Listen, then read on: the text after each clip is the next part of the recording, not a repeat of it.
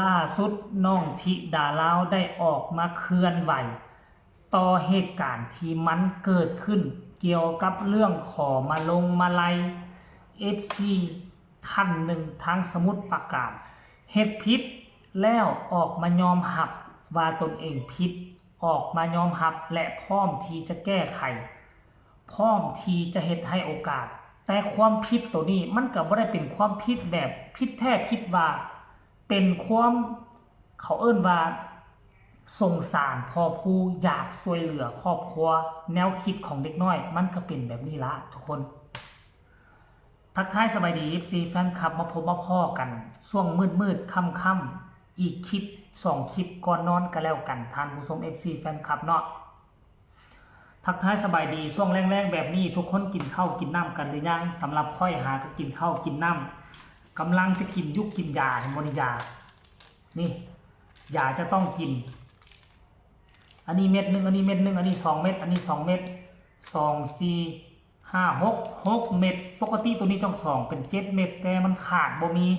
ไม่ได้เอาไปซื้อกะรู้สึกอันนี้ก็เจ็บก็จะหายไปแล้วยังเหลือน้อยนึงอันนี้ก็ยังเหลือน้อยนึงคาดว่ามื้ออื่นนี่คงจะหายดีแล้วล่ะท่านผู้ชมเสียแฟนครับเนาะก่อนจะกินยุกกินยากลับไปเห็นคลิปหนึ่งซึ่งเป็นน้องธิดาลาวเพิ่นออกมาเคลื่อนไหวอยู่ในช่อง YouTube ของเพิ่นนั่นล่ะ ต่อเหตุการณ์ที่มันเกิดขึ้นเกี่ยวข้องกับเรื่องคอมาลัยจาก FC คอดุคอดันคอบ่อยขึ้นจนพอผู้เอะใจแต่พวกเจ้าฮู้บ่เป้าหมายหลักๆของน้องธิดาลาวก็คือหยังช่วงฝนตก 2-3 วันที่ผ่านมารถแม่เจี๊ยบกับพี่ค่าอยู่หั่นรถพอผู้กับพี่ค่าอยู่หั่นเป้าหมายของน้องคืออยากมีเงินซื้อทีเนาะซื้อทางเข้าทีซื้อทางเข้าบ้านเข้าซองอยากมีเงินทำถนนหนทางเป็นทางลาดอย่างหมักต่อยอันนี้คือความคิดของเด็กน้อยอายุ12 ปีมีแต่คิดแบบนั้นอยากให้ครอบครัวมีทางเข้าบ้านก็เลยคิดแล้วนะอยากหาเงินก็เลยว่าโตพ่อห้องล่ำทำเพลงได้ก็เลยห้องล่ำทำเพลงนี่ซะอาศัยแลกเอามาลงมาลัยแต่บังเอิญการแลกมาลงมาลัยน้องบ่เข้าใจคำว่ามาลัยน้ำใจอายุ12 ปียังบ่เข้าใจคำว่ามาลัยน้ำใจน้องก็เลยว่า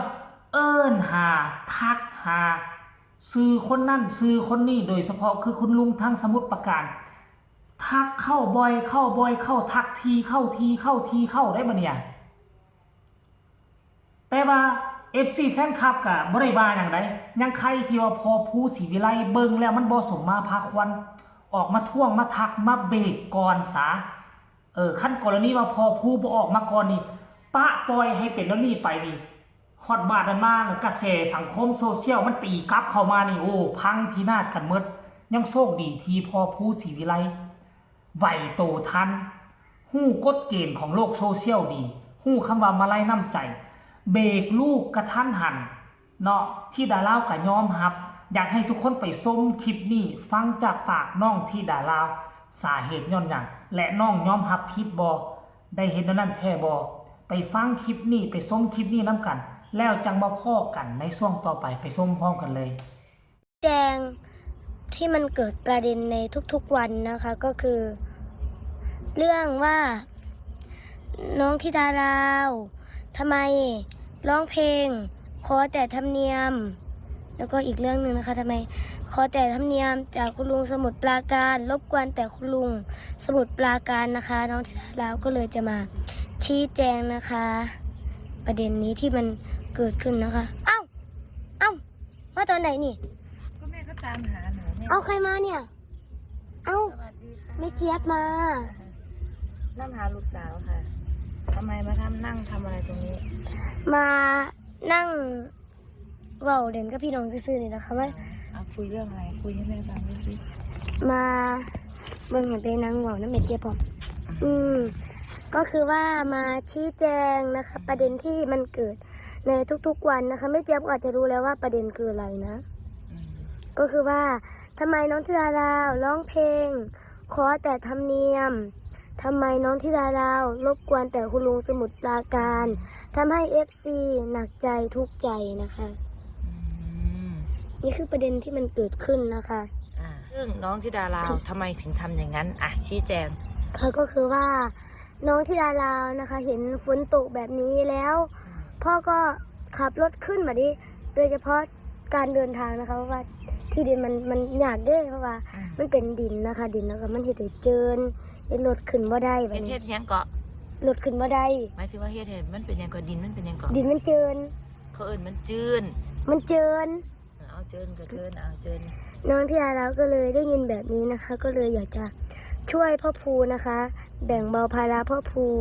น้องธิดาราวก็ไม่รู้ว่าจะช่วยพ่อภูยังไงดีก็เลยเรียกหาแต่คุณลุงสมุทรปราการนี่แหละค่ะก็คือ เรื่องที่มันเกิดขึ้นนะคะ มันก็เป็นความผิดของแม่เจี๊ยบนะคะเป็นความผิดของแม่เจี๊ยบเลยล่ะเพราะว่าแม่เจี๊ยบกะ เป็นจังไดทุกคน FC แฟนคลับ ได้ฟังกันหมดสุคนแล้วหรือบ่ว่าเหตุการณ์ที่มันเกิดขึ้นนี่เนาะสำหรับคนอื่นอาจจะเป็นเรื่องธรรมดาแต่สำหรับพอผู้ศรีวิไลแล้วโอ้เรื่องนี้มันบ่เป็นเรื่องธรรมดาเลยคันปล่อยให้เกิดปัญหานี้ขึ้นมานี่มันจะนักหนาสากันเดี๋ยวชื่อเสียงเนาะชื่อเสียงแล้วก็คุณงามความดีที่พาลูกพาเต้าสร้างมานี่มันจะพังพินาศเพราะเรื่องนี้ได้ก็เลยว่ามีการสำรวจกวดกากันอยู่ภายในบ้านอยู่ภายในซองอันของบ้านศรีวิไลนี่แหละเนี่ยพอผู้นี่ไหวพริบดีสิ่งใดควรเฮ็ดสิ่งใดบ่ควรเฮ็ดพอผู้ก็ออกมาเคลื่อนไหวตักเตือนแนะนำลูกเต้าเหล่ากาในที่สุดก็ตอนนี้ไปมันจะเป็นบทเรียนที่ล้ำค่าที่สุดของตัวน้องธิดาราวและน้องก็จะเข้าใจแจ่มแจ้งว่า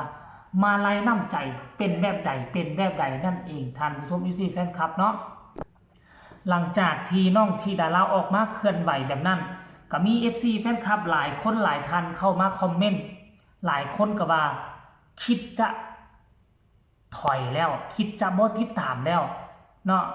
ก็เลยมาคิดไปคิดมาโอ้เราก็เป็นเด็กน้อยซื่อๆติดตามไปก่อนว่าสิมีการเปลี่ยนแปลงบ่แสดงบางคนก็ว่าบางคนก็แม่นแล้วค่อยก็คิดคือเจ้ามาไล่น้ำใจนี่มันขึ้นกับความเพิงพอใจแต่ว่าหลายคนพร้อมที่จะให้โอกาสน้องธิดาราวเนี่ยหลายคนให้โอกาสเพราะอย่างเพราะพอผู้ไหวโตทันขั้นกรณีมาพอผู้บ่ไหวโตทันจนเฮ็ดให้ FC แฟนคลับออกมาเคลื่อนไหวเว้าให้ต่อต้านโอ้ตอนนั้นคือมันจะซ่าเกินไปแล้วแต่อันนี้พอผู้ออกมาไหวโตทันเนาะแต่ว่ามันก็บ่เป็นความผิดนักหนาสากันดอกเด็กความคิดของเด็กน้อยคนนึงอยากช่วยเหลือครอบครัวแต่สิ่งที่วิธีหาเงินหันชอดว่ามัน